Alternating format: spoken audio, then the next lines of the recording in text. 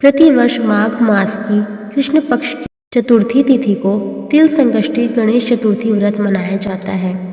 इस वर्ष तिल संकटा चौथ 17 जनवरी 2025 को है।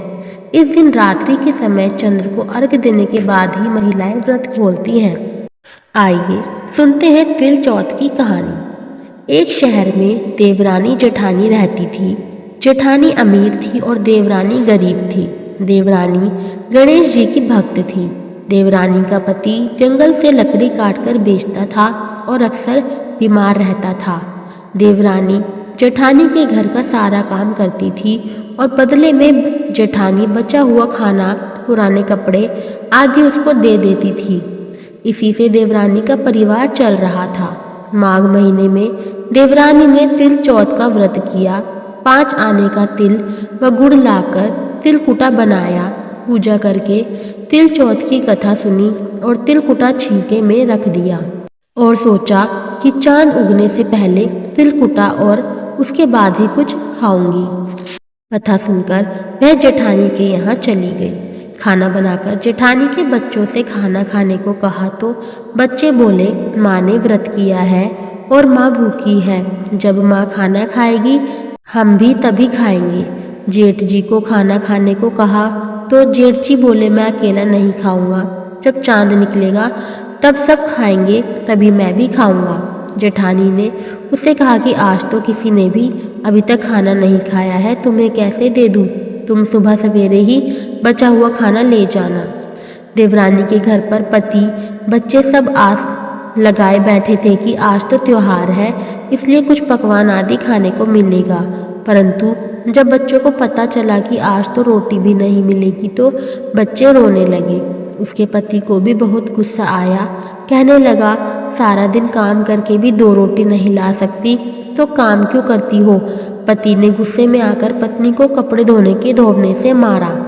धोवना हाथ से छूट गया तो पाटे से मारा। वह बेचारी गणेश जी को याद करती हुई रोते रोते पानी पीकर सो गई। उस दिन गणेश जी देवरानी के सपने में आए और कहने लगे, धोवने से मारी, पाटे मारी, सो रही है या जाग रही है? वह बोली, कुछ सो रही हूँ, कुछ जाग रही हूँ। गणेश जी बोले, भूख लगी है, कुछ खाने को दे। देवरानी बोली, क्या दूँ? मेरे घर में तो अन्न का एक दाना भी नहीं है। जेठानी बचा कुचा खाना देती थी, आज वह भी नहीं मिला। पूजा का बचा हुआ तिलकुटा छीके में पड़ा है, वही खा लो। तिलकुटा खाने के बाद गणेश जी बोले, धोवने मारी, पाटे मारी, निपटाई लागी है, कहाँ निपटे? वह बोली, यह एक बड़ा घर, जहाँ इच्छा हो वहाँ निपट लो। फिर गणेश जी बच्चे की तरह बोले, अब कहाँ पहुँचूं?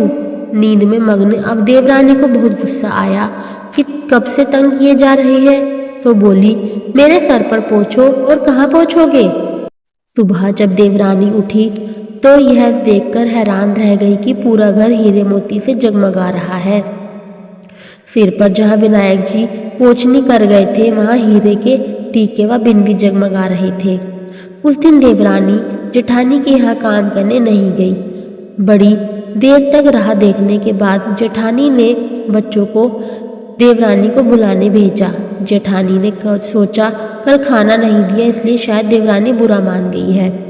बच्चे बुलाने गए और बोले, चलो माँ ने तुम्हें बुलाया है, सारा काम पड़ा है। देवरानी ने जवाब दिया, अब उसकी जरूरत नहीं है, घर में सब भरपूर है गणेश जी के आशीर्वाद से। बच्चों ने घर जाकर माँ को बताया कि चाची का तो पूरा घर हीरे मोतियों से जगमगा रहा है। जेठानी दौड़ती हुई देवरानी के पास आई और पूछा कि यह सब कैसे हुआ। देवरानी ने उसके साथ जो हुआ वह सब कह डाला। घर लौटकर जेठानी ने अपने पति से कहा कि आप मुझे धोने और पाटे से मारो।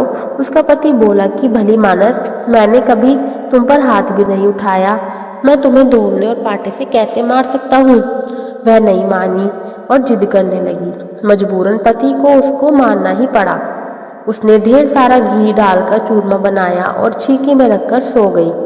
रात को चौथ विनायक जी सपने में आए और कहने लगे, भूख लगी है, क्या खाऊं? जेठानी ने कहा, हे गणेश जी महाराज, मेरी देवरानी के यहाँ तो आपने सूखा तिलकुट्टा खाया था, मैंने तो झरते घी का चूरमा बनाकर आपके लिए छीके में रखा है। फल और मेवे भी रखे हैं, जो चाहे खा लीजिए। बाल स्वरूप गणेश जी बोले, अब मैं निपटे कहाँ? जेठानी बोली, उसके यहाँ तो टूटी फूटी झोपड़ी थी, मेरा यहाँ तो कंचन के महल है, जहाँ चाहो निपट लो।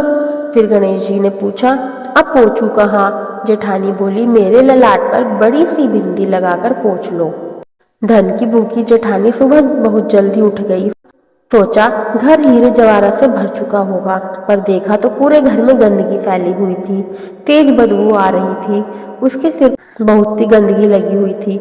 उसने कहा, हे गणेश जी महाराज, यह आपने क्या किया? मुझसे रूठे और देवरानी पर टूटे। जेठानी ने घर की सफाई करने की बहुत कोशिश की, परंतु गंदगी और ज़्यादा फैलती गई। जेठानी के पति को मालूम चला तो वह बहुत ही गुस्सा हुआ और बोला, तेरे पास इतना सब कुछ था, फिर भी तेरा मन नहीं भरा।